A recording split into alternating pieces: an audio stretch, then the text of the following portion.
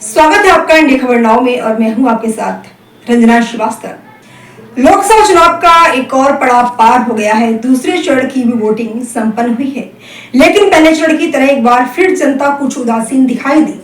Voting प्रतिशत उम्मीद के मुताबिक नहीं बढ़ा। कई राज्यों में पिछले लोकसभा चुनाव के रिकॉर्ड भी टूट गए हैं। यूपी से लेकर बिहार तक, महाराष्ट्र से लेकर राजस्थान तक ज्यादातर इलाकों में 2019 की तुलना में कम वोट पड़े हैं। इस समय सभी के मन में सवाल है कि आखिर दूसरे चरण के बाद आगे कौन चल रहा है, बीजेपी या इंडिया वाले।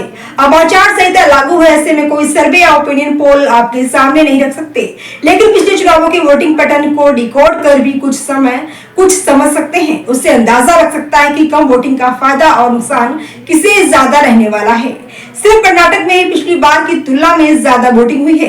बाकी सभी राज्यों में गिरावट देखने को मिली है। कहीं ये गिरावट 10% से भी ज्यादा की है। अब जानकार मानते हैं कि 3 कारणों की वजह से मतदान कम होता है। या तो हीट वेव की स्थिति में लोगों को बूथ से दूर किया, या फिर इस बार चुनाव को लेकर उत्साह नहीं है। कई लोगों पर सरकार के प्रति उदासीनता भी कम वोटिंग का कारण बन जाती है। वैसे यहाँ पर समझने वाली बात तो ये है कि यूपी की कई सीटों पर कम मतदान जरूर हुआ है, लेकिन ये कह देना कि ये केंद्र सरकार के खिलाफ पड़ा है, ऐसा नहीं कहा जा सकता है। एक्सपर्ट्स के मुताबिक इस समय ऐसी कई सीटें मौजूद हैं जहाँ पर प्रत्याशी विपक्ष द्वारा काफी कमजोर उतार दिए गए हैं। उस वजह से वहां बीजेपी की जीत सुनिश्चित मानी जा रही है। ऐसे में अगर वहां पर कम वोटिंग की भी बात हुई तो बस जीत का मार्जिन छोटा हो सकता है, उससे ज्यादा फर्क नहीं पड़ने वाला। कम वोटिंग का सबसे ज्यादा असर उन सीटों पर पड़ता है जहां पर मुकाबला आमने सामने का रहता हो। दूसरे चरण में भी कुछ ऐसी सीटें हैं जहां पर दोनों बीजेपी और इंडिया गठबंधन के मजबूत उम्मीदवार मैदान में खड़े हैं। ऐसी सीटों पर कम मतदान की वजह से हार जीत का अंतर काफी कम हो जाता है।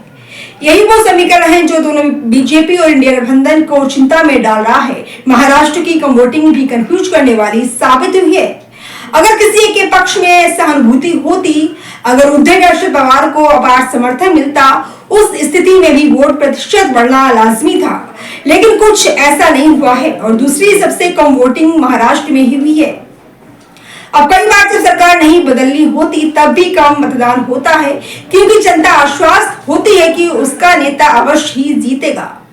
अब देश में इस समय जैसा माहौल है, ज्यादातर लोग बीजेपी से ज्यादा नरेंद्र मोदी के नाम पर वोट देने की बात कर रहे हैं। ऐसे में कम वोटिंग को भी बीजेपी अपने पक्ष में बताने की कोशिश कर रही है। एक आंकड़ा बताता है कि 17 लोकसभा चुनावों में 5 बार मतदान कम हुआ। उस स्थिति में 4 बार सरकारें बदल चुकी हैं, वहीं 7 बार मतदान बढ़ा है, तब सरकार बदली है। ऐसे में ये वोटिंग पैटर्न को दोनों इंडिया और एनडीए को थोड़ी उम्मीद है और थोड़ा तनाव देने का काम कर रहा है।